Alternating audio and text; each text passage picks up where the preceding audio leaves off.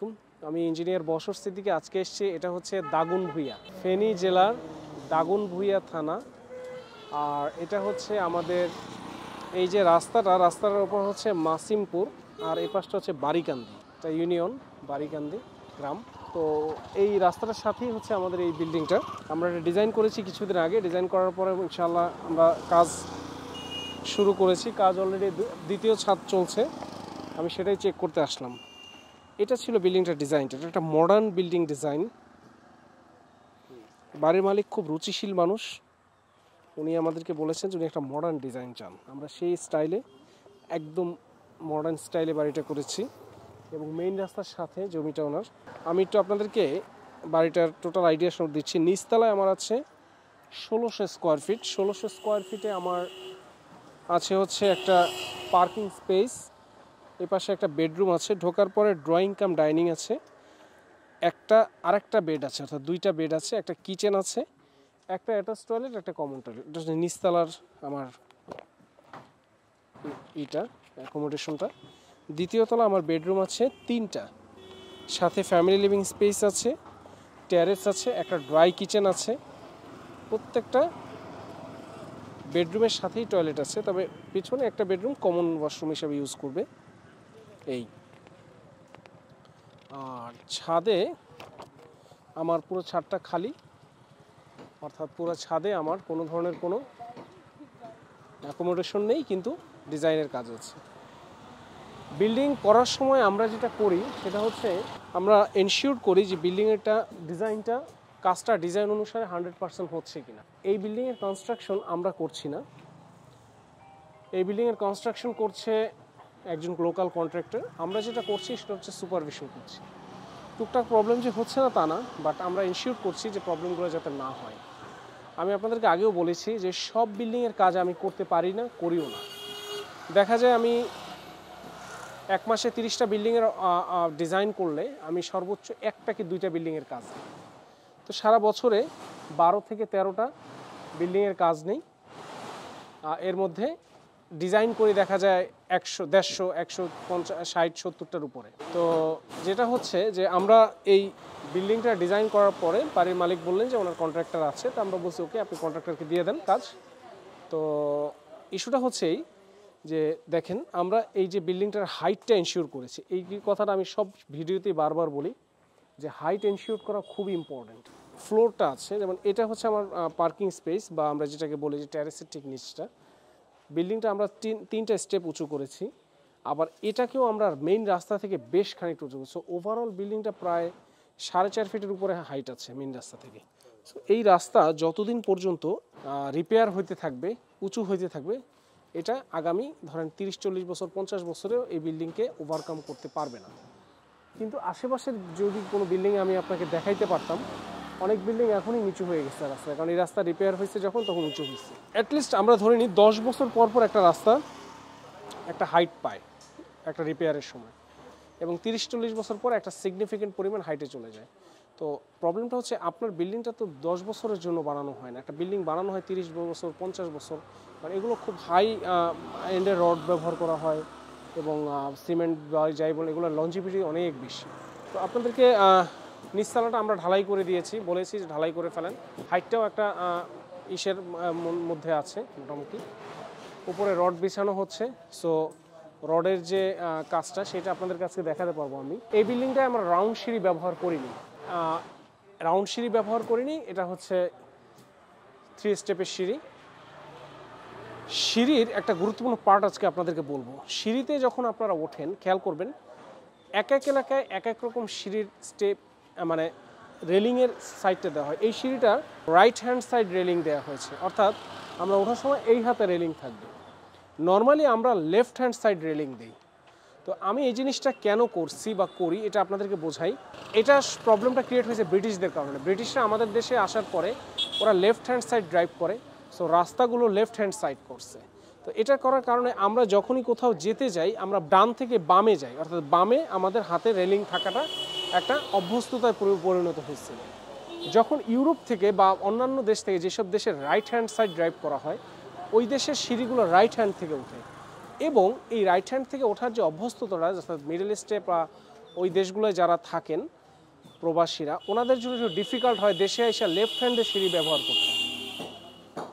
ওনাদের জন্য লেফট হ্যান্ডে সিঁড়ি ব্যবহার করা খুবই ডিফিকাল্ট, ওনারা রাইট হ্যান্ডে সিঁড়ি ইউজ করেন। তো আমি এই জন্য যেই বাসার প্রবাসীরা একটু রাইট হ্যান্ড সাইড দেশগুলোতে থাকেন সেই বাসার সিঁড়িটা আমি রাইট হ্যান্ডে দিই, আর যারা লেফট হ্যান্ডে দেশে থাকেন তাদেরকে আমি লেফট হ্যান্ডে দিই। তো এটা কমফোর্টেবিলিটির উপর নির্ভর করে এবং এটার যারা বাসায় থাকবেন তাদের উপর নির্ভর করে সিঁড়ির এইটা আমি নির্ধারণ করি। কারণ এই জিনিসগুলো, এই যে টুকটাক ছোট ছোট জিনিসগুলো একটা বাসার ডিজাইনে খুব ইম্পর্টেন্ট, ম্যাটার করে মানুষের। ঠিক আছে, আমি আপনাদেরকে এই নিচতলা আসলে দেখানোর আর কিছু নাই, দোতলা একটু গিয়ে দেখাচ্ছি।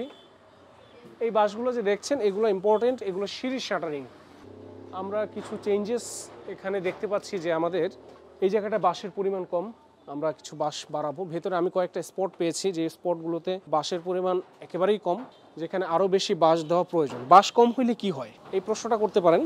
ঋণী এসব বাঁশ কম হইলে সমস্যা কি? সমস্যা হচ্ছে জার্কিং করবে, অর্থাৎ ছাদে যখন মশলা ফালানো হয় একটা তাওয়া মশলাতে কমপক্ষে 30 থেকে 40 কেজি ওজন থাকে। ওরা মশলাটা কখনোই এভাবে ফালায় না, মশলাটা ধাপ করে ফালায়। আর যখন ফালায় পুরো ছাদটা যদি বাঁশের সংখ্যা কম থাকে তাহলে ছাদটা জার্কিং করে, আর এটার কারণে অনেক সময় লেভেল হয়ে যায়। এবং এটা যখন হয় তখন আপনি ছাদ ঢালাই শেষে যখন ছাদের খুলবেন তখন দেখবেন যে ছাদে ঢেউ হয়ে গেছে। তো আমরা এই বিল্ডিংটাতে শাটারিং নিয়ে আমার আপত্তি আছে, বেশ কয়েকটা জায়গায় আমি শাটারিংয়ের কমতি দেখতে পাচ্ছি। ইনশাল্লাহ এটা আমি ঠিক করে দেব, ওনাদের সাথে কথা বলবো। আমি ছাদের দিকে যাই। ছাদের দুইটা আমাদের ফ্লাইট ঢালাই করা হয়ে গেছে, এটা করতে হয়, না হলে ছাদ ঢালাই আসলে সম্ভব না। তো আমরা এখন ছাদে আছি। ছাদের কাজের যে স্টেপগুলো, ফার্স্ট স্টেপ হচ্ছে বিম বাধাই করা, এবং সেই বিমটা বাধাই করার পরে বিমের যে শাটারিং আছে শাটারিংয়ে বিমটা ছেড়ে দেয়া। তারপরে হচ্ছে বিমের ভিতর দিয়ে 10 মিলি রডগুলো ঢুকানো এবং সেই রডগুলোকে দুইটা জালিতে বাধাই করা। আমাদের ডিজাইন অনুসারে ওরা বাধাই করছে। এই বাসাটা 3 তলা ফাউন্ডেশন। এখন আপনি প্রশ্ন করতে পারেন এখানে এতগুলো রড কেন? দেখেন কতগুলো রড দিয়েছি, 1 2 3 4, এপাশে আছে 1 2 3 4, 4টা 4টা 8টা 9টা 10টা রড। আমরা তো 6 তলা বিল্ডিংও দেই না, আপনি কেন 3 তলা একটা বিল্ডিংয়ে 6টা প্রায় 10টা রড দিয়েছেন? This is very bad. আমার অনেক এলাকায় গ্রামের দিকে বিশেষ করে এই প্রশ্নটা ওঠে যে এত রড কেন দিয়েছেন। এখন এই প্রশ্নটা যদি আমরা করি, এই 1600 স্কোয়ার ফিটের বিল্ডিংয়ে আমি কলাম দিয়েছি কয়টা যদি দেখাই,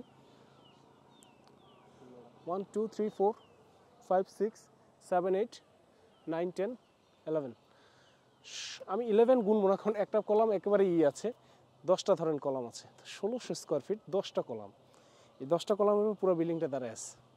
সো লোডটা ডিস্ট্রিবিউশনের একটা ইস্যু আছে। তারপরে বিমগুলো অনেক বড় বড়, মাঝখানে কিছু বিম আছে। সো এই জন্য মাঝখানে যে কলমগুলো, এই কলমগুলোতে রডের সংখ্যা বেশি। এবং আমরা কলম কম দেওয়ার কারণ কি? কলম কম দেওয়ার কারণ হচ্ছে নিচতলায় একটা ডিজাইন, দোতলায় হচ্ছে অন্য ধরনের আরেকটা ডিজাইন। তো দুইটা ডিজাইনকে মেলানোর একটা ব্যাপার থাকে এবং এই ডিজাইনগুলোকে এফিশিয়েন্ট করার একটা ব্যাপার থাকে, নাহলে রুমের ভিতরে কলম পড়ে যায়, বিম পড়ে যায়, খুব বাজে দেখায়। এই জন্য রডের পরিমাণ বাড়িয়ে কলামের পরিমাণ কমিয়ে, এখন আমি যদি কলাম আরও 2-3টা বাড়াইতাম সেক্ষেত্রে এই রডটাই ডিস্ট্রিবিউট করে এসব কলামে দেওয়া লাগতো। সিম্পল হিসাব। এই ওরা রড তুলছে এবং রড বাঁধবে, এখন বাধাই করবে। এই রড বাঁধারও বেশ কিছু ব্যাপার স্যাপার আছে। এই যে শিটটা দিয়েছে, এই শিট নিয়ে আমি কিছু কথা বলবো ওদের সাথে। যেমন এই শিটটা অ্যাকচুয়ালি অ্যালাউয়েবল না, দু একটা শিট বেশ ভালো, আর কিছু শিট আছে পুরনো। খুব বেশি পুরনো শিটগুলো সমস্যা যেটা হয় যে ঢালাইয়ের সময় শিটগুলোর ওর ইন্টিগ্রিটিটা থাকে না, যার কারণে ডেবে যায়। এটা একটা বড় প্রবলেম, যেহেতু আমাদের এখানে রডের পরিমাণ বেশি এবং স্প্যানগুলো খুব বেশি, সো শিটগুলো ভালো দিতে হবে। এটা একটা ইম্পর্টেন্ট ইস্যু। এই যে জায়গাটা দেখতে পাচ্ছেন, এই জায়গাটা বেসিক্যালি ঝুলে আছে, এই পাশ থেকে ঝুলে আছে, এটাকে আমরা ক্যান্টিলিভার বলি। ক্যান্টিলিভার মানে হচ্ছে যেটা ঝুলে থাকে ইঞ্জিনিয়ারিং টার্মে, এবং সেটার জন্য আমরা একটা কনসিল বিম দিয়েছি। ঝুলন্ত বিম আমরা দেইনি, এটার প্রধান কারণ হচ্ছে যে নিচ থেকে এটা দেখতে খারাপ দেখা। সো দেখতে সৌন্দর্যের একটা ব্যাপার আছে, প্লাস কাজেরও একটা ব্যাপার আছে, কাজের সুবিধার্থে। আজকে আমার মাথায় হেলমেট নেই, কারণ আমি আসলে হেলমেটটা আনতে ভুলে গিয়েছি বাসা থেকে। সো এটার জন্য আমাকে ক্ষমা করবেন। এমনিতে এভরিথিং ওকে। আমরা ওদেরকে আমি আবার আসবো, আমার ইঞ্জিনিয়ার আসবে, ফাইনাল একটা চেক করার পর ঢালাই হবে। এটা ছাদ ঢালাই, এরপরে আর ছাদ হবে না, এরপর সিঁড়িঘর হবে, সিঁড়িঘরের পানির ট্যাঙ্কি হবে, তারপরে গাঁথনির কাজ প্লাস ফিনিশিং শুরু হবে, আমি বিল্ডিং আবার আসবো। সো একটা বিষয় ইনশিওর করি আপনাদের যে প্রত্যেকটা প্রজেক্টে আমি নিজে যাই এবং আমি ইনশিওর করি যে ডিজাইন মতো বিল্ডিংটার কাজ হচ্ছে, সেটা আমার যত কষ্ট হোক। আমি আজকে রাত্রে ফেনীতে থাকবো, আমার কোনো দরকার নেই এই রাত্রেবেলা এসে ফেনীতে থাকা এতগুলো টাকা খরচা করে, কিন্তু তাও আমি থাকবো, কারণ এই বাড়ির মালিকের সন্তুষ্টির একটা ব্যাপার, প্লাস বাড়িটা সুন্দর করে করাটা একটা ব্যাপার। তো এই যে বাড়িটা করা এবং বাড়ির মালিকের একটা সন্তুষ্টির ইস্যু, এই ইস্যুগুলোকে আমি প্রাধান্য দিই, কারণ বাড়িটাকে সুন্দর মতন সঠিকভাবে করতে পারলে এটা আমার একটা ক্রেডিট। আমি এক এলাকায় অনেকে বলে ভাই আমার এলাকায় আপনি একটা কাজ করান, অনেকগুলো কাজ পাবেন, এটার প্রতি আমি টোটালি ওরিড না। আমি এক এলাকায় একটা কাজ করলেও আমার জন্য চলবে। এই দাগনভূঞাতে আমি একটা কাজ করেছি, it was one of a kind একটা কাজ করেছি ওই আমিরগাঁও, ঠিক আছে, খুব সুন্দর বিল্ডিং হয়েছে, আমি নিজে স্যাটিসফাইড বিল্ডিংটাতে। তো আমার আর ওই দাগনভূঞাতে আর কাজ না পাইলেও আমার চলবে, কিন্তু আমি যদি একটা কাজ পাই ওই একটা কাজ আমি ভালো মতন করার জন্য সর্বোচ্চ চেষ্টা করব। এটা হচ্ছে দাগনভূঞা, ফেনী। ইনশাআল্লাহ ফেনীতে আরও 3-4টা প্রজেক্ট আছে। ফেনী আমার খুব প্রিয় একটা এলাকা, আর ফেনীর মানুষও খুব প্রিয় আমার জন্য। তো সবাইকে অনেক ধন্যবাদ, ভালো থাকবেন, আসসালামু আলাইকুম।